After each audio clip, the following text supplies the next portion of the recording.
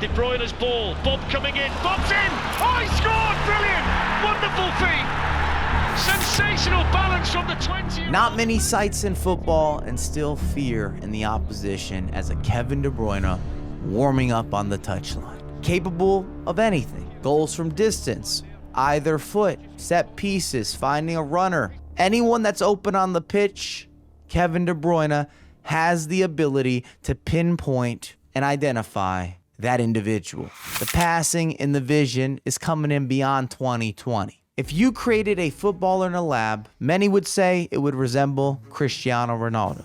Fair enough. But I would argue a close second. We're talking about the Belgian midfielder. However, he wasn't meant to be this good. Let's start at the beginning. Kevin was always a talented footballer. He was in the academies his whole life, growing up in Drongen, Belgium. After breaking some windows, his parents told him to start working on his left foot as a punishment. The problem is, he got just as good with his left too. A fortunate muscle memory, a development from early in his life would give him a huge advantage as a professional footballer. A small, quiet boy that did his talking on the pitch. The strange paradox of De Bruyne's character is despite being quiet, he was quite rebellious. This would accelerate his career with his blunt and often harsh criticisms, going red with frustration and tears when things didn't go his way. I'd like to think of this combination being a mix of high levels of criticism and expectation and passion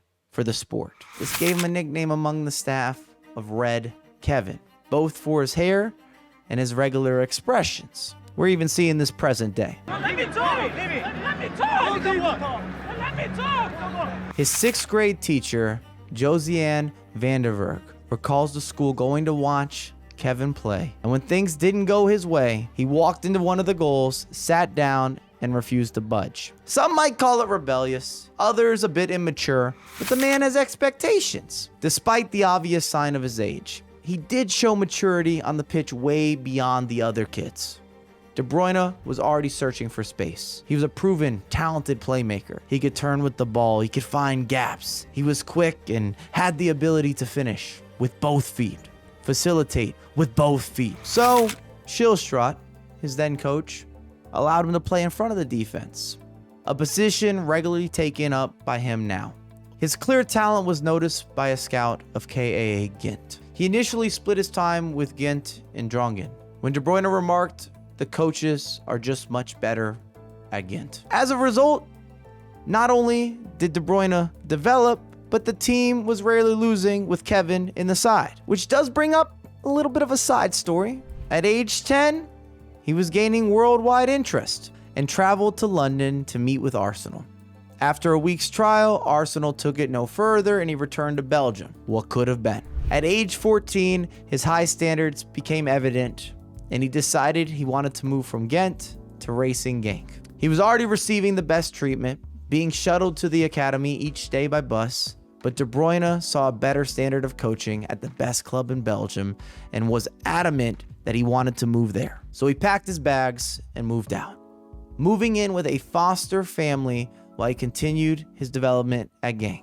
His career continued as it started, getting better and better, but also not being silent about his disagreements. He would publicly call out teammates if they didn't play or train well. The reality, he just wanted the highest of standards and his team to match those standards. I don't know that I would co-sign or recommend publicly calling out your teammates, but I will say this: Kevin De Bruyne was equal with the criticism and the pressure that he put on self that he also applied to his teammates. Here is where a pretty big moment in his career and life happened.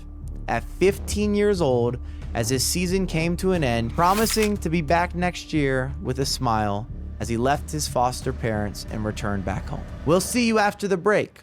Have a good summer. He came home to his crying mother.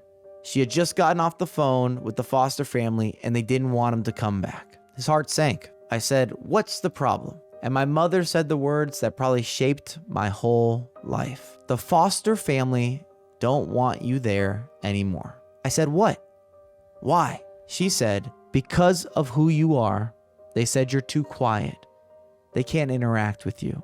They said you were too difficult," De Bruyne told the Players Tribune. At this moment, and it would have been easy. Kevin could have shrunk, lost his motivation for making it as a footballer.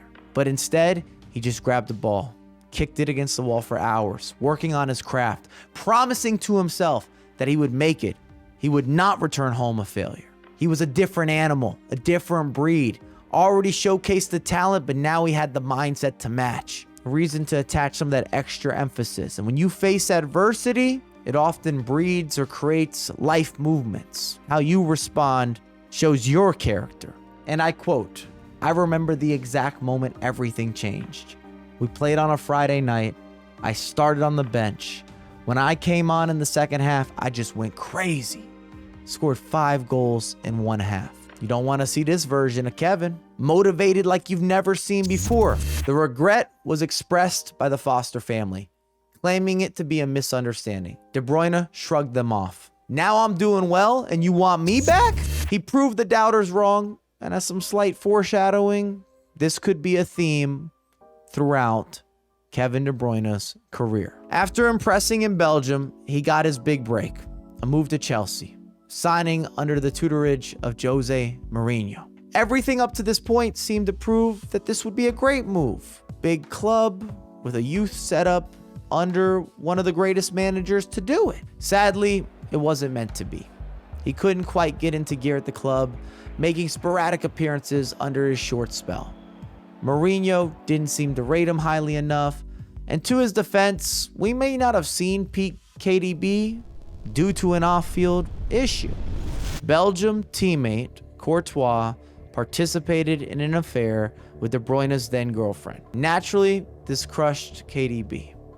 The ultimate betrayal between a teammate and his girlfriend, and it was all done in the public sphere. He would later say about his Chelsea career, "I didn't leave Chelsea because I have to go to the World Cup. It could be over after 3 games, but just because I lost my joy." Just as he was rejected as a child from his foster family, he was now publicly rejected by an ex-girlfriend. Thibaut gave me in that one night what I'd sorely missed for 3 years with Kevin. Again, he was deemed not good enough. And that was just disrespectful, unnecessary. No one comes out of that situation looking like a winner. He was critical of his teammates, but no one was more critical of De Bruyne than himself. It was his problem to fix. The Belgian manager at the time gave De Bruyne the power to boot Courtois out of the side, but he showed mercy and allowed him to stay. Personally, I don't know that I would have had that in me. We don't know the behind the scenes, but trust, I gotta throw some hands. We're gonna have more than a conversation. He would get his revenge at a place that always felt like home, pitch side. Years later, Man City pulverized Real Madrid with De Bruyne scoring a scintillating goal against Courtois, progressing through the UCL in the process. Let's get back to the timeline. A move to Germany allowed him to get back into the groove of putting on stellar performances. He already had some experience in the league, spending a loan at Werder Bremen. He was able to set the league alight in an unprecedented season, where he scored 16 goals and created 28 assists in all competitions. During this same period, Kevin De Bruyne went on to meet his wife, which gave him stability and purpose going forward in his career. Also rebuilt some confidence, rebuilt some blocks. He was voted the Bundesliga Player of the Year, a rare achievement for any player outside of Munich. This garnered interest from Manchester City, but not everyone was convinced. Story of his career. Again, he had his doubters. There's players you see and you think, yeah, I just don't see this. I don't see £50-odd million for this player. I really do not see it at all. And this is someone who was at the top club in England, Chelsea, playing there and didn't click. And again, it was up to him to prove them wrong. He was now under the guidance of one of the finest managers in the entire history of the game, Pep Guardiola. Pep told him he would be a top 5 player in the world, easy. His performances compounded and compounded, from raking in assists, being able to score goals, making magical moments, winning silverware. It felt as if we were getting goal of the season contenders nearly every week. Diamond of the league. Even through some difficult long-term injuries, De Bruyne persisted. From rejection as a child, rejection from his girlfriend, and rejection from his manager. He came out on the other side even stronger every single time. This is a story of character, an inspiration for many. He is now back from another long-term injury, and if the past is anything to go by, good luck stopping. De Bruyne's ball, Bob coming in, Bob's in! Oh, he scored! Brilliant! Wonderful feat! Sensational balance from the 20-year-old, and Manchester City lead right at the death. Flexed that movement from left to right.